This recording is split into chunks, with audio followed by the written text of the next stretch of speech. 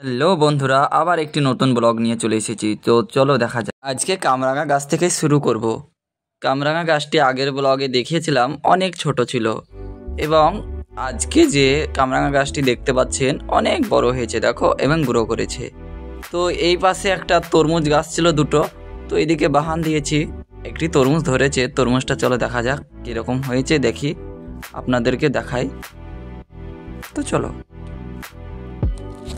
এই যে তরমুজটি অনেক মোটা হয়েছে, তাই না? চলো পরবর্তী গাছ দেখা যাক। এই লেবু গাছটি হয়েছে ম্যাক্সিমাম 3 মাস হয়েছে বয়স, তো একটি লেবু ধরেছে। আজকে কিন্তু বর্ষার দিনে আমি ব্লগ করছি, তো দেখো গাছগুলো অনেক গ্রো করেছে এবং বড় করেছে। তো একটি ফল দিয়েছে আমাকে, এই দেখো, এইদিকে দেখো কত বর্ষা। আমি বর্ষার সময় তোমাদের জন্য এত কষ্ট করে ব্লগ করছি, তাও আমার চ্যানেলে সাবস্ক্রাইব নেই। কেন সাপোর্ট করছো না? আমি ছোট ব্লগার বলে? তো চলো দেখা যাক নেক্সট গাছ।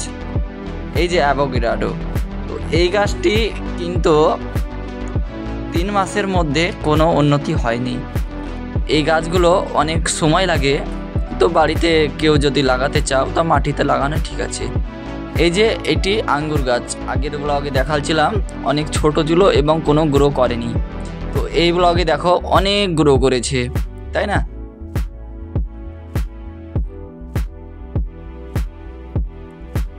এই যে লেবু গাছটি কিন্তু অনেক ছোট ছিল, ফলগুলো আগের ব্লগে দেখিয়েছিলাম অনেক ছোট ছিল।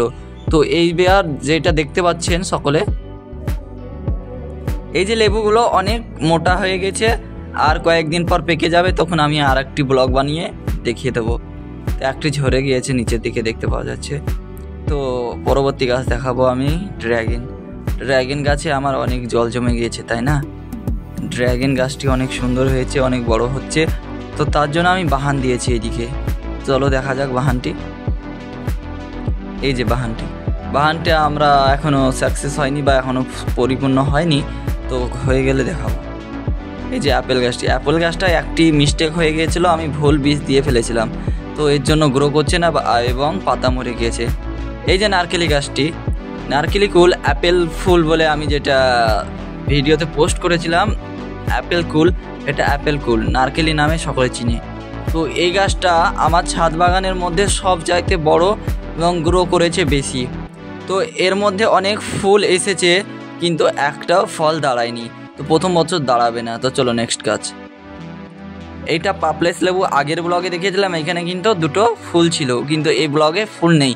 এই গাছটাতে আমি বলেছি কেউ ফুল রাখবে না যতদিন না বড় হবে।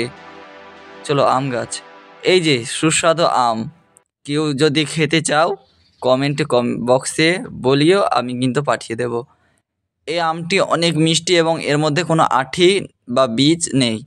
এই যে আম গাছটি অনেক সুন্দর হয়েছে, এইদিকে ফাংড়ি বেরিয়েছে। এই যে বৃষ্টি পড়ছে, দেখো কত কষ্ট করে তোমাদের জন্য ব্লগ করছি আমি। তো চারি সাইডটা একবার ঘুরে দেখিয়ে দিই চলো। আমাদের ছাদ থেকে কিন্তু অনেক বাড়িঘর দেখা যায়। আমাদের বাড়ির সামনে দেখো একটি পেয়ারা গাছ লাগিয়েছি আমি, অনেক মিষ্টি পেয়ারা, এবং কেউ যদি খেতে চাও আমার বাড়ি এসে খেতে পারো। আমাদের বাড়িতে 3টি পেয়ারা গাছ আছে। আমাদের বাড়িতে যে এন্ট্রি গেট, ওইখানে ঘাস ফুল লাগানো হয়েছে। কেউ যদি ঘাস ফুল নিতে চাও আমি পয়সা নেবো না, এমনি দেবো। দেখো এই যে বাথরুমের ছাদে অনেক সুন্দর হয়েছে। তো আবার দেখা হচ্ছে নেক্সট ব্লকে। Bye bye.